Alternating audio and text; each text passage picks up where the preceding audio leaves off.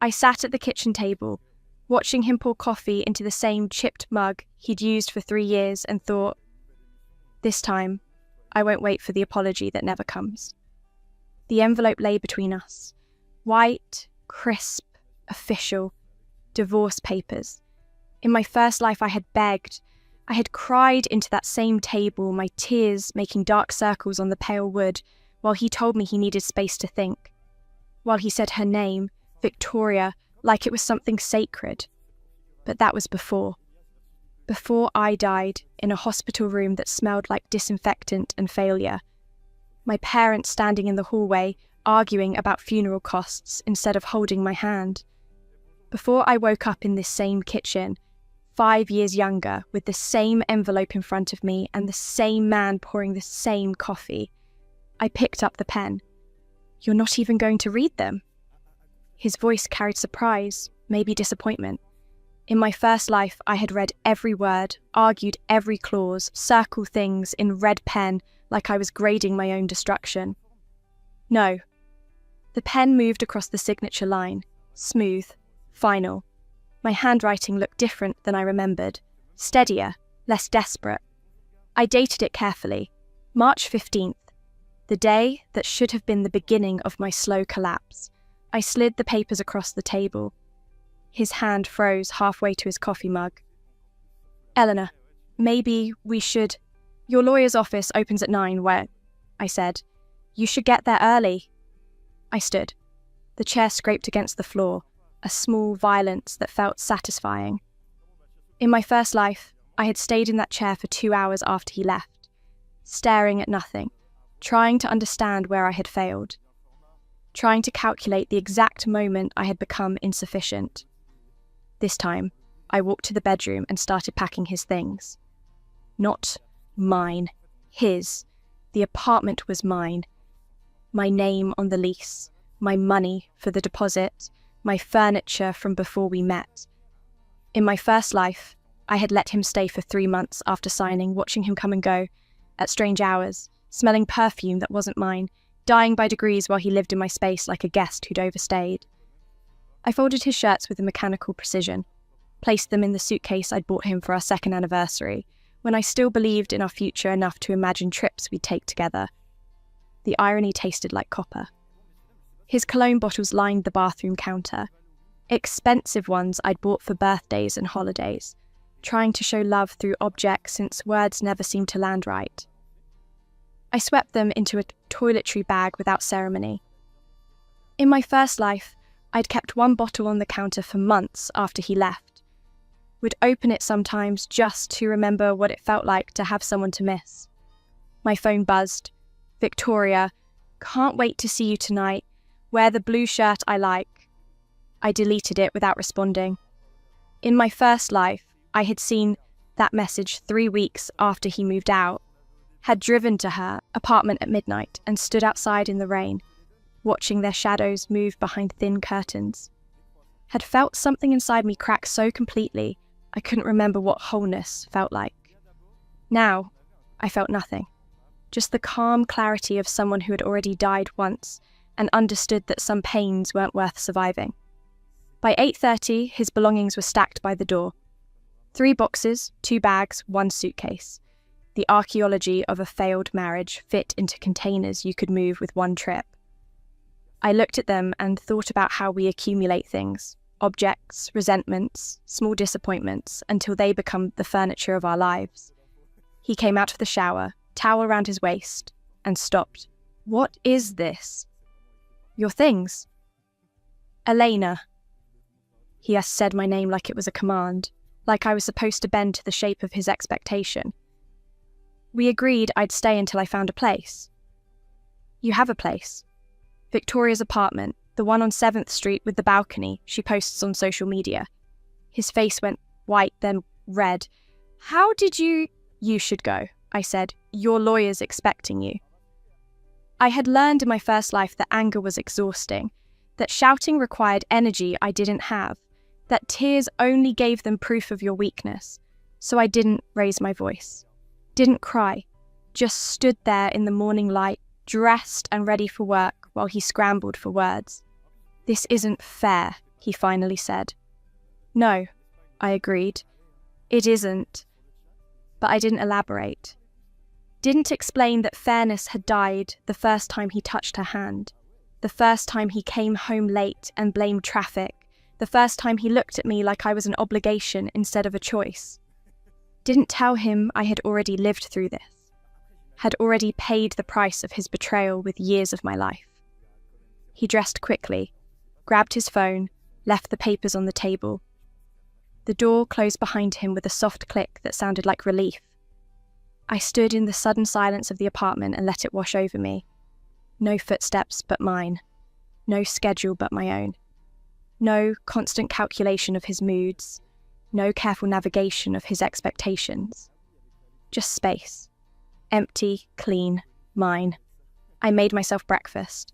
Eggs, toast, coffee from the good beans I'd hidden in the back of the cupboard because he always used them up without replacing them.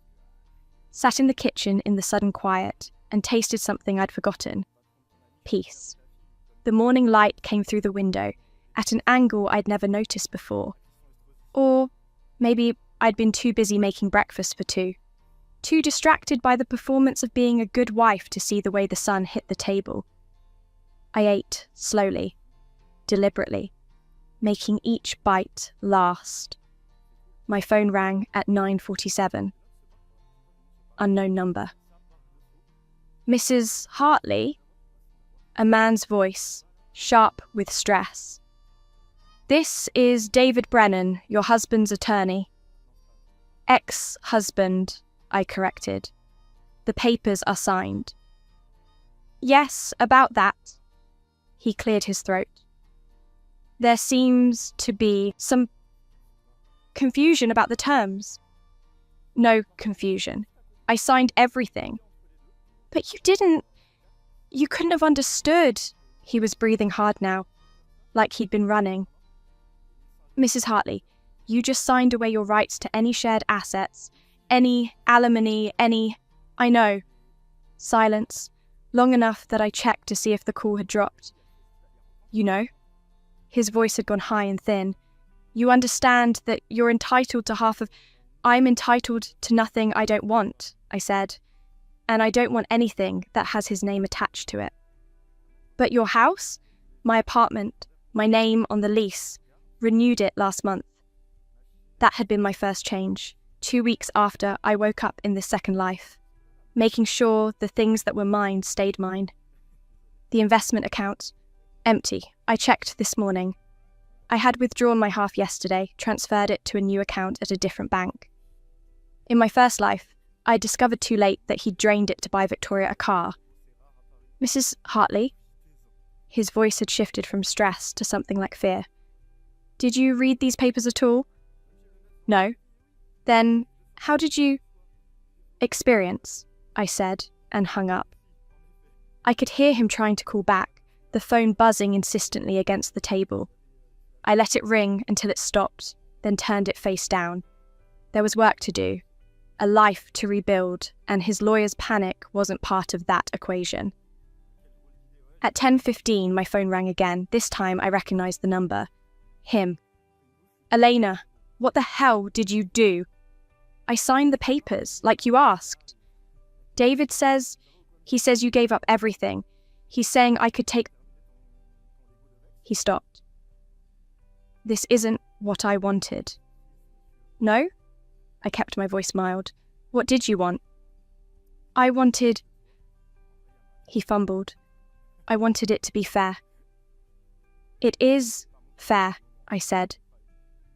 You get exactly what you brought to this marriage, and I get my life back. You're not making sense. No. To him, I wouldn't be.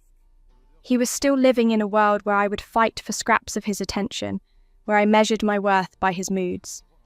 He didn't know I'd already died waiting for him to love me the way I loved him. Didn't know I'd spent my last moments in a hospital bed, alone, wondering if things would have been different, if I'd just been prettier, smarter, quieter, louder, less, more, better. Goodbye, I said, and blocked his number. The finality of it felt clean, like closing a book I'd been forcing myself to finish, even though I hated every page. Work was normal. I was a senior analyst at a consulting firm, the kind of job where competence made you invisible and mistakes made you unforgettable. I'd been good at it in my first life, but never exceptional. Too much of my energy had gone to managing his moods, too much of my focus consumed by tracking the small deaths of our marriage. This time, I finished the quarterly report by noon and started on the market analysis that wasn't due for 3 weeks. My manager stopped by my desk at 4. "Eleanor!"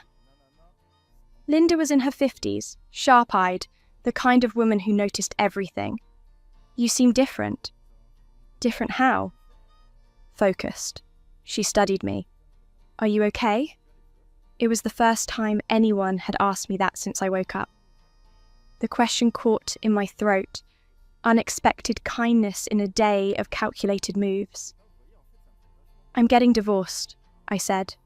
Her face softened. "Oh, honey, I'm sorry." "I'm not." The words came out clean and true. "I should have done it years ago." She nodded slowly. "Well, if you need anything." Actually, I straightened. "I'd like to apply for the director position, the one that opens next month." In my first life, I had let that opportunity pass. Had told myself I wasn't ready, that I needed to focus on fixing my marriage. That ambition was selfish when my relationship was falling apart. Had watched them give it to Jeremy, who did half my work with twice my confidence. Linda's eyebrows rose. "You're serious?" "Completely." "Then send me your updated resume by Monday," she smiled. "It's about time." I stayed late that night, not because I had to, but because I wanted to. Pulled up the director job description and started making notes. In my first life, I would have gone home to an empty apartment, would have sat in the dark wondering where he was, who he was with, whether this was the night he'd finally admit the truth I already knew.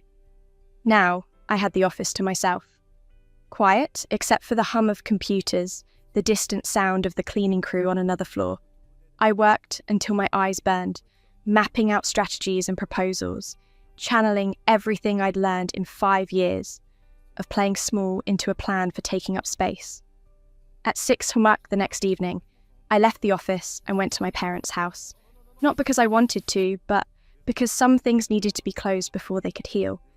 They lived in the same split level they'd owned my entire life, the kind of house that always felt temporary even though they'd been there for 30 years. My mother answered the door, and her face did what it always did. Scanned me for flaws, found them, catalogued them for later. "Eleanor, you should have called." "I signed the divorce papers today." She blinked, then turned and called into the house. "Richard, your daughter is getting divorced." My father appeared from the living room, newspaper in hand, reading glasses perched on his head. "Already? That was fast." "Yes," I said. "It was." "Well," my mother crossed her arms, "I hope you're satisfied. Your sister's been married for 5 years and never had a single problem." There it was, the comparison that had shaped my entire life.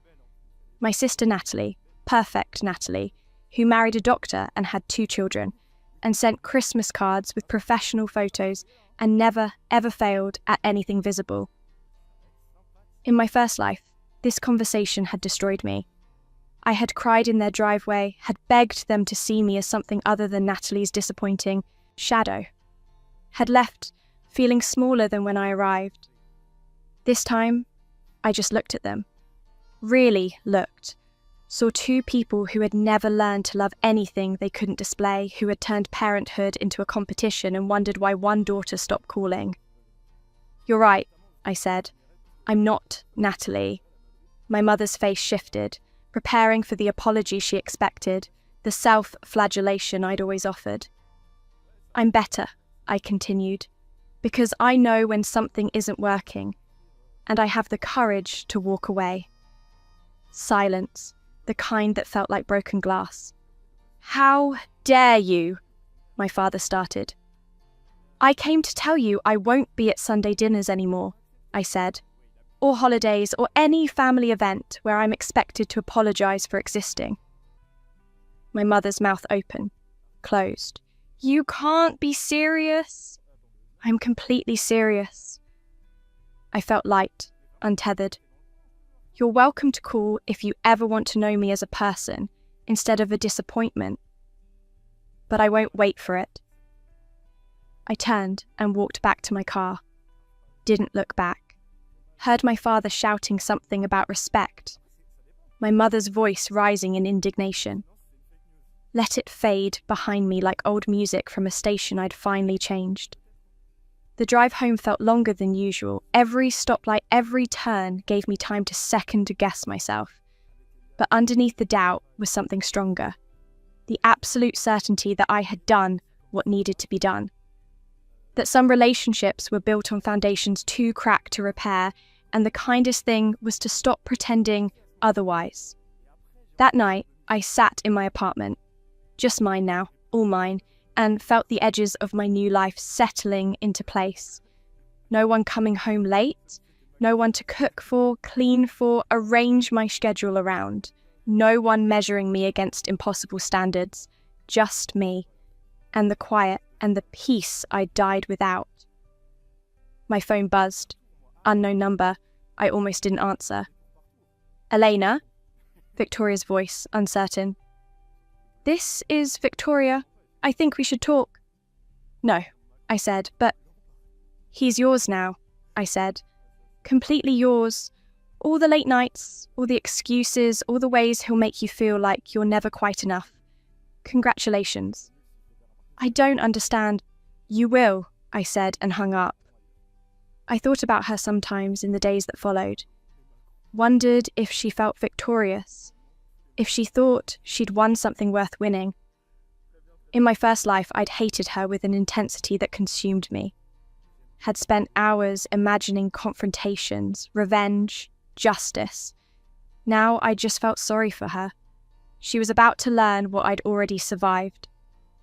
The next morning, I woke up to 17 missed calls. 12 from him, 3 from David the lawyer, 2 from Victoria. I deleted the voicemails without listening and went for a run. Running had been something I'd abandoned in my marriage. He didn't like me leaving early in the morning, said it made him feel abandoned. So I'd stopped, had let my body soften and my lungs forget what strength felt like. Now I ran through the park as the sun rose, pushed until my legs burned and my breath came hard, and felt alive in a way I'd forgotten was possible.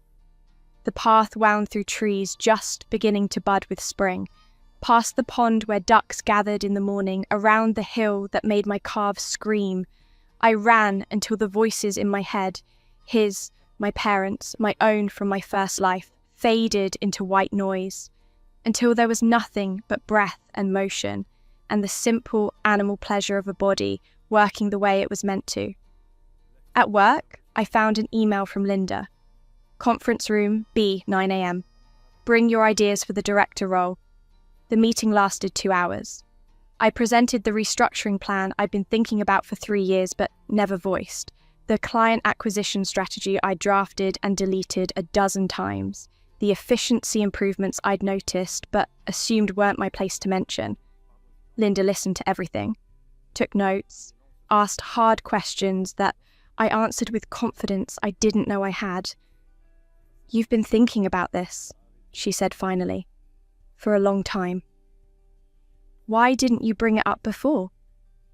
Because I was dying, I thought. Because I was spending all my energy trying to be enough for someone who had already decided I wasn't. Because I had forgotten I was allowed to want things. Timing, I said instead. She smiled. The position is yours, pending board approval, but that's a formality. I walked back to my desk, feeling like I was moving through water. Not drowning, floating, rising toward a surface I'd thought I'd never reach. My phone rang. David the lawyer again. Mrs. Hartley, please, I need you to understand what you've done. I understand perfectly. Your husband he's in my office right now, and he's... A crash in the background shouting. He's claiming you tricked him, that you knew about clauses he didn't understand. He wants to contest the papers. I could picture it. Him in David's office, face red, voice raised, demanding to undo what he'd asked for in the first place. The same man who'd spent 3 years telling me I was too emotional, too reactive, too much. Now losing control because he'd finally faced a consequence. He signed them too. Sue, I said. Yes, but... And he's a grown man with a college degree who chose not to read what he was signing. I kept my voice level. If he has a problem with the terms, he should have paid attention. He's saying you deliberately... I deliberately signed papers he presented to me, I interrupted. Papers his lawyer drafted. Papers he told me would give us both a clean start. If those papers don't say what he thought they said, that's between him and you. More shouting in the background. Something else breaking. David's voice muffled as he spoke to someone else, trying to calm him down. I waited, patient while chaos unfolded in an office 50 blocks away. Then, back to me. He wants to know what you want. Nothing, I said. I want absolutely nothing from him. That's not... People don't... He sounded genuinely confused. There must be something. Tell him I want what he gave me in our marriage, I said, which is exactly what I took from the divorce. Nothing at all. I hung up and turned off my phone. The rest of the day passed in a blur of meetings and emails and normal work that felt extraordinary because I could focus on it completely. No part of my mind was tracking his location, anticipating his mood, preparing explanations for his anger. I was just present, fully here, for the first time in years. The week passed in a strange haze of normalcy. Work, running, grocery shopping for one, reading books I'd abandoned years ago, small acts of reclamation that felt larger than they were. I bought new sheets, pale blue instead of the white he'd insisted on because they matched his aesthetic. Hung pictures I'd kept in storage because he said they didn't fit the apartment's vibe. Played music loudly, ate dinner at odd hours, left dishes in the sink overnight just because I could. Each small defiance felt like freedom. On Friday, I found Natalie waiting outside my office building. She looked perfect, as always. Hair styled, makeup flawless, designer bag on her arm. The kind of perfection that required hours of maintenance and constant vigilance. "Mom called," she said. I figured. "She's upset." "I know." Natalie studied me. "You really told them off?" "I told them the truth." She looked away, and for a moment something crossed her face that might have been envy. "Must be nice." "What?" "Being able to just walk away." She laughed, but it sounded hollow. "I can't remember the last time I did something just because I wanted to."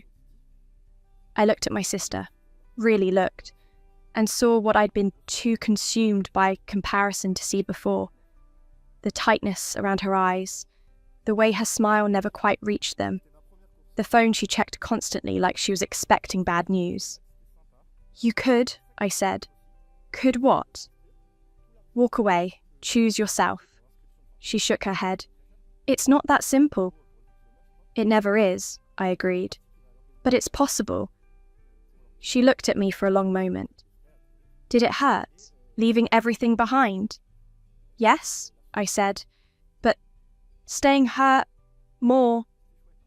She nodded slowly, like I'd confirmed something she already knew. Then she got into her car without another word. I watched her drive away and wondered if she'd remember this conversation, if she'd wake up one day and realise that perfection was just another cage. The divorce was finalised in 30 days. Quick, clean, painless. David sent the papers via courier with a note that said simply, "Your ex-husband wants you to know he's sorry." I threw the note away and kept the papers, put them in a folder labelled closed chapters, and filed them in the back of my desk drawer. But I kept thinking about that note, about what sorry meant when it came too late, when it was offered not sure as a gift, but as a transaction. He was sorry now that he'd lost something. Not sorry for the years of small cruelties, not sorry for the betrayal, not sorry for the way he'd watched me shrink and done nothing to help me grow. Just sorry that signing papers without reading them had consequences. 3 months later, I was sitting in my new office, director title, corner windows, view of the park, when Linda knocked.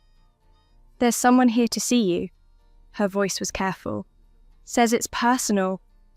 He stood in the doorway of the conference room looking diminished. Smaller somehow, like confidence had been the thing holding him upright and now it was gone. "Elena." I didn't stand, didn't smile, just looked at him with the calm interest you'd give a stranger. "I need to talk to you." "No," I said. "You don't." "Please." His voice cracked. "I made a mistake." "Several, probably.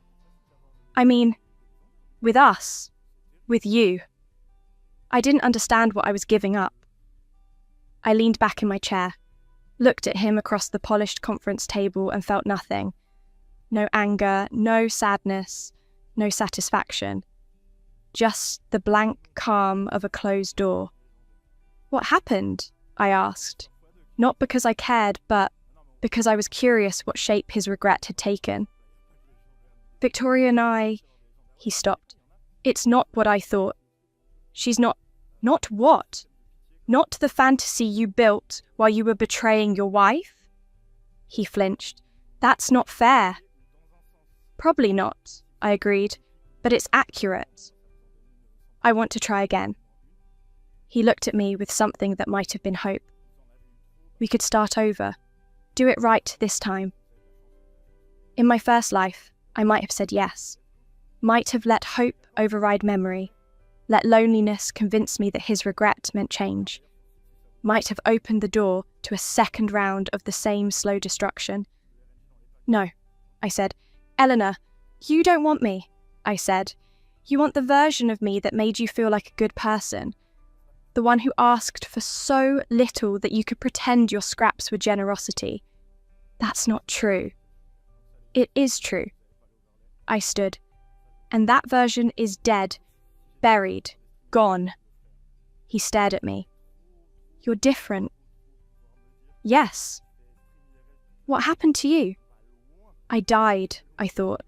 Died alone and unmourned and woke up with a second chance to be someone I actually liked. "I grew up," I said instead. "Now leave." He didn't move immediately. Just stood there, looking around my office, like he was trying to reconcile this version of me with the one he remembered. The photographs on my desk. Me at a conference, me with Linda and the team, me crossing a finish line at a 5K, none of him. No trace that he'd ever existed in my life. "I don't recognize you anymore," he said finally. "Good," I said. "That's the point." He left. I watched him go and felt something settle in my chest. Closure, maybe. Or just the absence of weight I'd carried so long I'd forgotten it wasn't part of me. That night, I went home to my apartment, cooked myself dinner, nothing fancy, just pasta and vegetables and wine I didn't have to share. Sat on my couch in comfortable silence and thought about the life I was building. Different than the one I'd planned. Smaller in some ways, larger in others. No husband, no family dinners, no perfect sister to measure myself against. But also, no betrayal, no diminishment, no slow erosion of self-worth. Just me, and the quiet, and the absolute certainty that I would never again make myself small to fit someone else's expectations. My phone buzzed. "Linda, drinks tomorrow to celebrate the new contract you landed?" I smiled. "Absolutely." 6 months after the divorce, I ran into Victoria at a coffee shop. She looked tired, hair pulled back, no makeup, dark circles under her eyes. She saw me and froze. "Eleanor?" "Victoria." We stood in line together, that awkward proximity of people who share a history but not a connection. "I'm sorry," she said finally, "for what we did, It was wrong. Yes, I agreed. It was. He talks about you constantly, about how you've changed, how you're doing so well. I thought about that, about him watching my life from a distance, seeing what I'd become without him. There was justice in it, I supposed. Symmetry. How are you? I asked. She laughed, sharp and bitter. He's exactly like you said, never satisfied, always looking at his phone, coming home late. She stopped. I'm leaving him. Good, I said. She looked surprised. You're not... I thought you'd... I hope you find what you're looking for, I said and meant it, just not at someone else's expense. I got my coffee and left. Didn't look back. Didn't need to. A year after I signed the papers, I was promoted again. Senior director. My office got bigger, my salary got larger, and my work got more interesting. I hired 2 new analysts and mentored them the way I wished someone had mentored me. Taught them that ambition wasn't selfish, that boundaries weren't cruel, that choosing yourself wasn't the same as being alone. I dated occasionally. Nothing serious, just dinners and conversations and the slow relearning of what it meant to be seen. Some were nice, some weren't. None of them were him. And that was enough. I called Natalie one Tuesday afternoon, impulse dialing during my lunch break. Elena? She sounded surprised. Is everything okay? Everything's fine. I just wanted to talk. Silence. Then, oh. We talked for an hour, about nothing important. Work, weather, a book she'd read. But underneath the magi, something shifting. The beginning, maybe, of a relationship that wasn't built on comparison. I left him, she said as we were hanging up. The doctor? Yes? Her voice was quiet but steady. You were right about choosing yourself. How does it feel? She laughed. Terrifying, but good. I smiled. That sounds about right. My parents never called. I stopped expecting them to. Stopped checking my phone for messages that would never come. Stopped composing imaginary conversations where they apologized and I forgave them. Some distances were permanent and that was okay. 2 years after the divorce, I was sitting in my apartment on a Saturday morning, drinking coffee and reading the paper, when I realized I was happy. Not dramatically, not performatively, just quietly, genuinely content with the shape of my life. The realization felt like sunlight after long darkness, like waking up and remembering that you survived something you thought would kill you. My phone rang, unknown number. I almost didn't answer. Is this Elena Hartley? A woman's voice, professional. Yes. This is Amanda Cross from the Community Giving Foundation. Your application for our board of directors has been accepted. I had applied on a whim, wanting to do something with the money I'd been saving, wanting to turn my second chance into something that mattered. Thank you, I said. We're excited to have you. Your experience with corporate restructuring will be invaluable, and your personal story. She paused. Well, we think you'll bring a unique perspective on second chances. After we hung up, I sat for a moment in the quiet of my apartment. Thought about the woman I'd been in my first life. Desperate, diminishing, dying by degrees. Thought about the woman I was now. Whole, independent, alive. The distance between them felt infinite. That afternoon, I went running in the park. The same route I'd been running for 2 years, but it felt different somehow. Lighter. Like I'd finally put down something heavy I hadn't realized I was carrying. I ran past couples holding hands, families feeding ducks, old men playing chess. Ran past all the ordinary moments of living and felt grateful to be part of them. When I got home, I found an envelope taped to my door. No return address, just my name in handwriting I recognized. Inside, a single sheet of paper. His handwriting, rushed and messy. Eleanor, I understand now what I couldn't see before. You didn't trick me. You freed us both. You freed yourself from a marriage where you were dying by degrees, and you freed me from the delusion that I could have what I wanted without paying the cost. Victoria left me 6 months ago. My parents stopped speaking to me when they learned the truth. My job, the one your connections helped me get, let me go last month.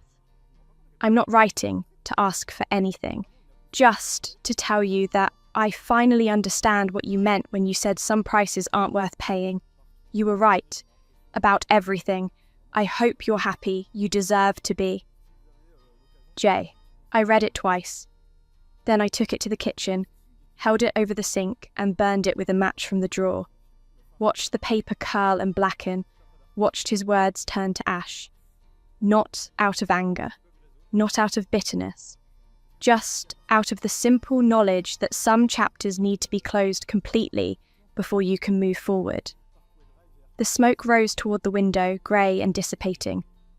I washed the ashes down the drain and returned to my living room. Outside, the sun was setting. Inside, everything was quiet. I sat on my couch with a cup of tea and my book, and the absolute certainty that I had made the right choice. That walking away had been the bravest thing I'd ever done. That dying once had taught me how to live. And, in the stillness of my apartment, surrounded by the life I'd built from the ashes of the one that destroyed me, I felt something I'd never felt in my first life. Complete.